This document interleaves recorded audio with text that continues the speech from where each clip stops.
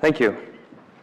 I'm going to start at a pretty high level talking about unmanned aerial vehicles. So the very obvious thing about unmanned aerial vehicles is that they can fly. And I'm just going to add a quick footnote here that one of the biggest challenges facing this particular portion of our industry is of a regulatory nature. And so the how to do this legally, how to do this on a larger scale, especially as it applies to ag, is something that's very much in flux right now. Some would argue that it's actually not in flux and unfortunately very unfavorable. So if you have questions about that, let me know. I'm going to kind of move on past that because I think most of the people in this room are probably pretty aware of that. But the advantage of having something that flies is that you get aerial coverage. You get a picture without having to buy a $30,000 airplane if you can find a cheap one. It allows you to get to some pretty hard to reach areas. So some of our customers are using some entry-level platforms to do photos of outbuildings and stuff like that. So they have some versatility outside of the most obvious use. Obviously, in order to take pictures, they have to have a camera. So there's a payload element to these aircraft as well. So taking this past sort of the obvious observations, if you will, there are some advanced operations that are of keen interest to the precision ag sector. The biggest being crop mapping. So where farmers have had an ability for quite some time in mid-season to respond to changes, changing conditions, changing nutrient needs, the input data that they need has either been inaccessible in various silos because those networks haven't been closed, or they don't have real-time data, either because satellite information has been a little bit sketchy because of weather or accessibility problems there. What a UAV allows you to do is go fly in the morning, and this is sort of the end game, but it would allow you to go fly in the morning, collect data, make a decision, and do some action that day that will have a measurable impact on either your yield or your input costs or some other aspect of your operation.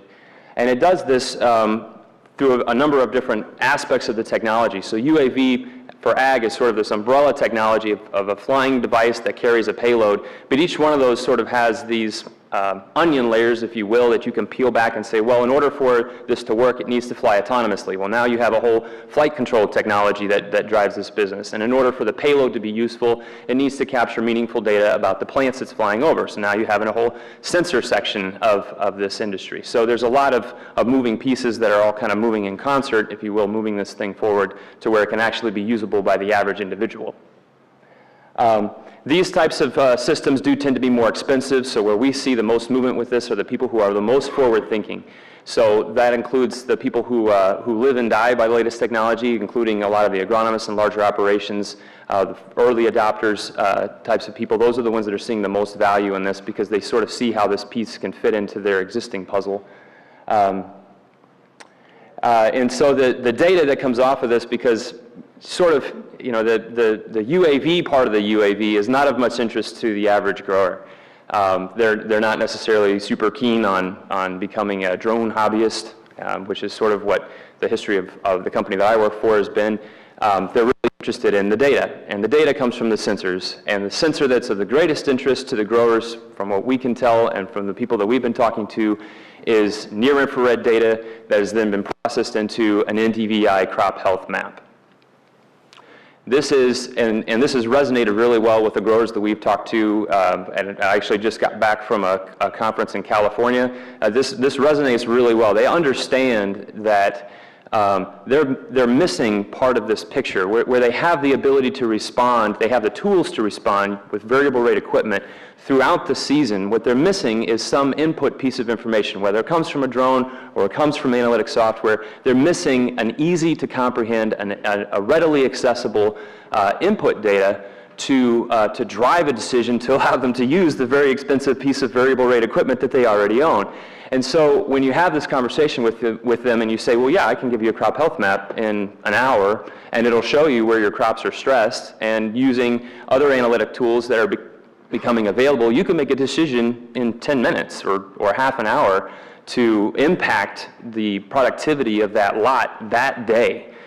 This is becoming even more important as the window for a farmer to apply something becomes narrower due to other weather issues and runoff concerns and other such issues. So There are two ways to gather this data, and this is something that the market is still sort of learning. You can either gather this data using a converted camera, which carries some very flawed assumptions that somehow accidentally Canon made a great near-infrared camera for $300, where all the people that are building them with that intent from the get-go are building them for $3,600.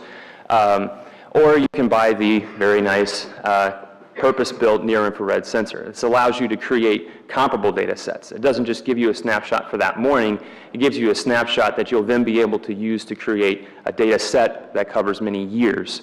So when you start seeing things, when you start seeing these patterns emerge, you can go back to that data set and say, well, have I seen this before? How did I react to it last time? Did that result actually work? So the intelligence in responding to some of these issues grows over time. The benefits, and this is, I kind of already covered a lot of these, but the benefits is that it allows you to see crop stresses sooner. And I guess I didn't really get into what actually NDVI is for those of you that don't know.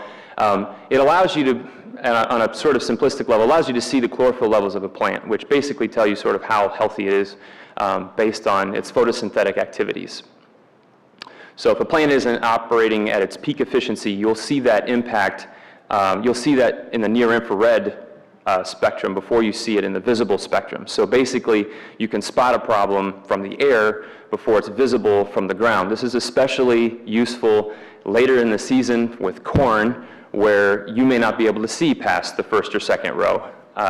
Having recovered aircraft in 6 foot and 6.5 foot corn before, I can tell you visibility in the middle of the cornfield is pretty lousy. So this allows you to kind of get past that issue. And like I mentioned, it allows you to leverage your existing precision ag equipment with real-time responses to problems.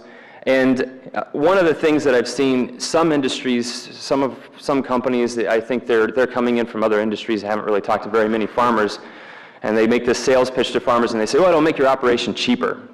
Okay, well that's not necessarily true, and that's also not necessarily desirable.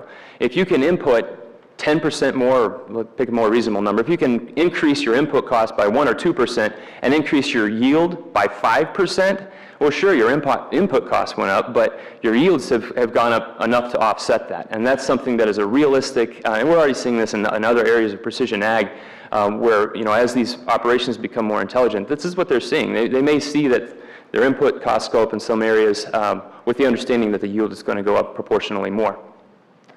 And that's all I have. Thank you.